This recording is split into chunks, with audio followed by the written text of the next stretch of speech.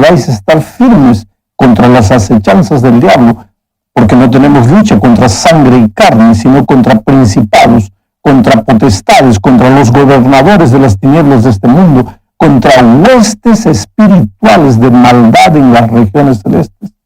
Por tanto, tomad toda la armadura de Dios, para que podáis resistir en el día malo y, habiendo acabado todo, estar firmes. Mira, en este texto se habla de una armadura divina, y esa armadura está descrita en los siguientes versículos. No voy a leer todos los versículos, son bastante extensos, pero allí en los siguientes versículos encontramos 7 armaduras. La verdad, la justicia, la fe, la salvación, el estudio diario de la Biblia, la oración y el traer una persona para Cristo. El cristiano que haga uso de estas armas podrá resistir en el día malo, dice Pablo, y habiendo acabado todo, estará firme, reflejando la gloria de Dios. Permíteme, sin embargo, dividir a estas armas en 2 grupos. En el primer grupo voy a colocar la verdad, la justicia, la fe y la salvación. Estas son 4 armas divinas, colocadas en las manos de los hijos de Dios, pero la participación humana es apenas la de aceptar o rechazar. Ahora, las 3 últimas armas, la oración, el estudio de la Biblia y el apresto del Evangelio de la paz, son también armas divinas, pero solo funcionan si el ser humano las utiliza. La participación humana en el uso de estos instrumentos es mucho más activa. Explico mejor. Tú y yo no podemos hacer nada para modificar la verdad, la justicia, la fe y la salvación. Solo podemos aceptarla o rechazarla. Ellas, la verdad, la fe, la salvación, la justicia, siempre estarán allá, por encima de nuestras intenciones humanas. Pero con relación al apresto del Evangelio, al estudio diario de la Biblia y a la oración, nuestra participación es indispensable. Somos nosotros los que tenemos que orar y estudiar la Biblia todos los días. Dios no va a hacer eso en nuestro lugar. Todos sabemos en qué consiste la oración y el estudio de la Biblia, pero ¿qué es el apresto del Evangelio de la paz? Bueno, Isaías 52:7 lo explica. Dice, cuán hermosos son sobre los montes los pies del que trae alegres nuevas, del que anuncia la paz, del que trae buenas del bien, del que publica salvación, del que dice a Sión, tu Dios reina. El apresto del Evangelio de la paz es traer personas para Cristo. A esto podemos llamarle testificación. Es una arma indispensable en la lucha espiritual en la que estamos involucrados. Ahora bien, muchos cristianos de alguna manera logran orar y estudiar la Biblia todos los días. La dificultad que la mayoría encuentra es traer personas a los pies de Jesús. Gente sincera, gente bien intencionada, por más que se esfuerza, ve con frecuencia sus intenciones frustradas y después de algunas iniciativas fracasadas llega a la conclusión de que no tiene don para eso. Pero desde la perspectiva divina, mira, orar, estudiar la Biblia y traer personas para Jesús no son dones, son armas claves para enfrentar al enemigo y salir victorioso. Pero para que estas armas sirvan, tienen que ser usadas juntas. Eso trabaja como la dinamita. La dinamita tiene 3 elementos: la pólvora, el detonador y la mecha. Aislados uno del otro, la dinamita no existe, pero juntos tienen un poder en sí, un poder destructor terrible. Bueno, la misma cosa sucede en la vida espiritual. Oración y estudio de la Biblia, separados de la testificación, no tienen mucho valor. Pueden inclusive llevarte al fanatismo o al misticismo. Eso es lo que afirma el Espíritu de Profecía en Servicio Cristiano, página 107. Dice ahí, este periodo no ha de usarse en una devoción abstracta.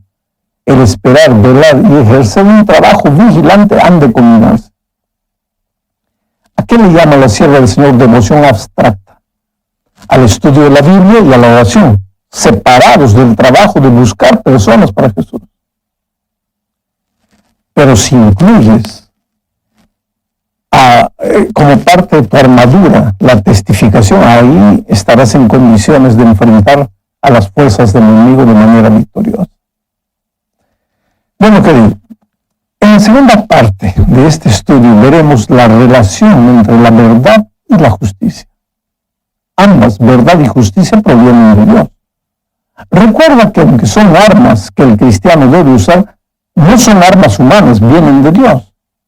En la Biblia se usa innumerables veces el concepto de la verdad, pero unido al concepto de la justicia.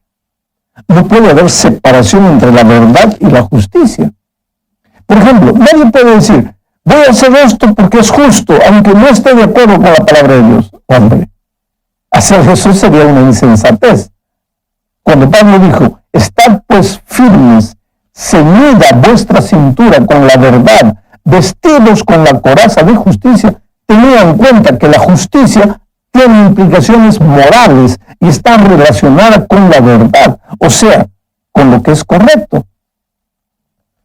Pero vivimos en días en los que muchas personas, en nombre de la justicia, se oponen a lo que es correcto. ¿Y quién puede decir lo que es correcto? Solo Dios, en su palabra, que es la verdad. Por eso Jesús dijo, santifícalos en tu verdad. Tu palabra es la verdad.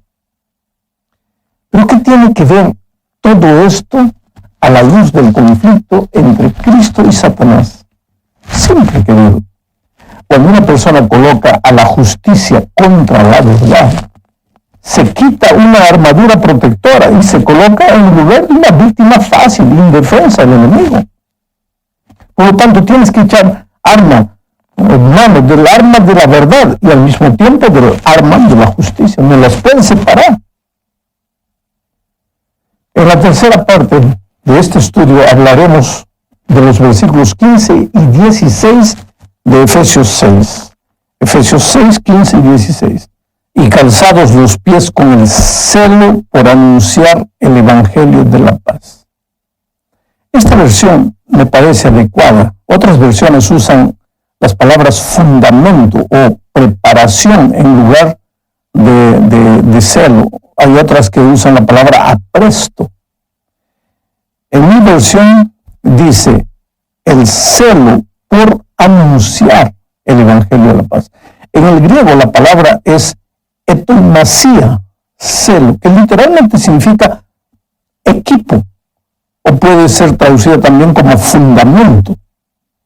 Ahora, ¿qué es lo que le da fundamento o sustancia a la vida devocional? La testificación. No es la paz. Paz es lo que el cristiano anuncia. Paz es el resultado de ir a Jesús y de permanecer en Él. Pero el hecho de ir no es un asunto de teoría, solamente, sino de experiencia. Nadie va a Jesús si no lo busca a través de la oración, del estudio de la Biblia y de la testificación. Lo peor que nos puede acontecer en la vida cristiana es caer en la teoría y pensar que todo es un asunto de palabras, de leer, de conceptos, de saber, ¿no? Si no se ora y si no se estudia la Biblia y si no se testifica, no hay nada en concreto. El versículo 16 presenta otra arma del cristiano, que es la fe.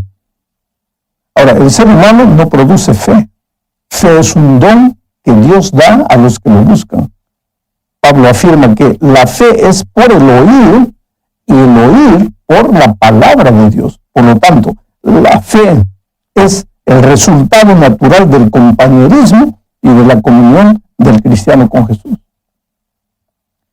Bueno, hablemos ahora de la salvación. Esta es la otra arma del cristiano, pero la salvación es más una situación que un arma. ¿En qué sentido la salvación sería una arma? En la bendita obra de la salvación, querido, escucha bien, en la bendita obra de la salvación no hay participación humana. Aunque a lo largo de los tiempos el ser humano siempre se ha preguntado, ¿qué haré para ser salvo? Dios ya lo hizo todo. El ser humano no necesita hacer nada, solo le resta aceptar o rechazar. Pero cuando el cristiano entiende que Jesús lo hizo todo por él, Cuando él sabe que está salvo en Cristo, esa seguridad es una arma poderosa de confianza, de certidumbre. Mira, alguien dijo alguna vez, yo pensaba que tenía que ser fuerte para ser salvo, hasta que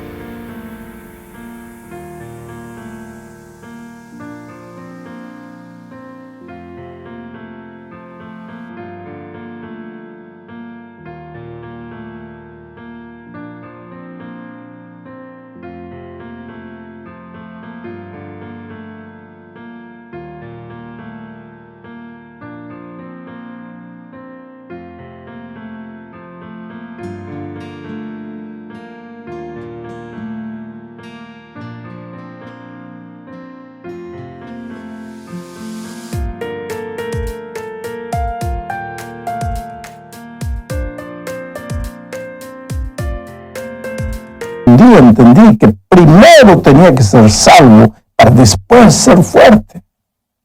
No existe verdad más preciosa que esta. Por eso la seguridad de salvación es una arma poderosa también para mantenerse firme hasta el día de la venida de Cristo. La otra arma es la espada del Espíritu, que es la palabra de Dios. Esta es una arma que el cristiano tiene que usar. Si el cristiano no dispara, nada sucede. El león va a venir y lo va a tragar con arma y todo. Dios, querido, Dios puede hacer todo en tu vida, pero no puede estudiar la Biblia por ti. Nadie puede hacerlo. El único que puede estudiar la Biblia por mí soy yo. El otro día un hermano me dijo, pastor, entonces yo estoy perdido, porque no tengo ganas de estudiar la Biblia. Y lo peor de todo es que yo no tengo fuerza de voluntad. Pero aquel hermano estaba equivocado al decir que no tenía fuerza de voluntad, porque él se levanta todos los días a las 3 de la mañana para ir a trabajar. Ahora yo te pregunto, ¿alguien se levantaría a esa hora si no tuviese fuerza de voluntad? Nadie. Pero él sí lo hace. ¿Por qué? Porque tiene que ir a trabajar. ¿Para qué? Para ganar dinero. ¿Y para qué? Para poder comer. Entonces sí tiene fuerza de voluntad, solo que la direcciona para las cosas de esta vida y no para las cosas espirituales. Vamos a imaginar que mañana tú tienes un examen de historia, pero no te gusta la historia. Abres el libro, pero no te da ganas de leerlo. Pero mañana tienes examen de historia. ¿Qué haces? ¿Lo cierras, te olvidas porque no te gusta? ¿O lo estudias aunque no te guste? Bueno, entonces yo te pregunto, ¿no crees que deberías hacer lo mismo con la Biblia? Por lo menos el esfuerzo que haces con un libro de historia, hacerlo también para leer la palabra de Dios. Claro, que la realidad es que cargamos aún la naturaleza pecaminosa, y cargando esta naturaleza pecaminosa nos resulta difícil leer la palabra de Dios, porque a la naturaleza pecaminosa no le gusta el compañerismo por Dios. Sin embargo, ahí está la Biblia como un arma poderosa contra las acechanzas del diablo. Llegamos ahora al fin de este estudio y vamos a hablar de la oración. La oración, querido, no es un acto, es una actitud.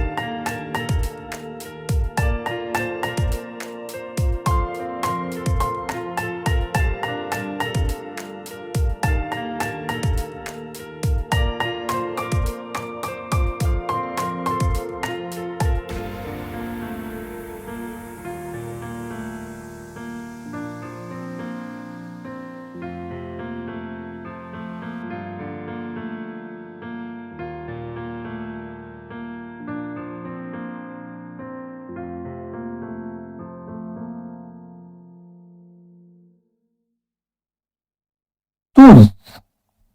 Existe la oración formal, en el sentido de separar un tiempo establecido para conversar con Dios, arrodillarte, en fin. Pero existe también la oración informal, sobre la cual Pablo dice, orad en todo tiempo. Yo no creo que sería posible estar arrodillado todo el tiempo conversando con Dios, pero se puede orar mientras se vive, andando, trabajando, estudiando, comprando, vendiendo, en fin, relacionando todo lo que haces con Dios. Ahora, la oración no tiene como propósito informarle a Dios nada, porque Él sabe todo antes que lo pidamos. Tampoco tiene como objetivo convencer a Dios para que Él mude de opinión respecto de alguna circunstancia. Oh, mi amigo querido, el propósito de la oración es cultivar el compañerismo y la comunión con el Señor. Jesús vino a este mundo, entre otras cosas, para enseñarnos a vivir una vida de victoria. Y lo hizo con su ejemplo.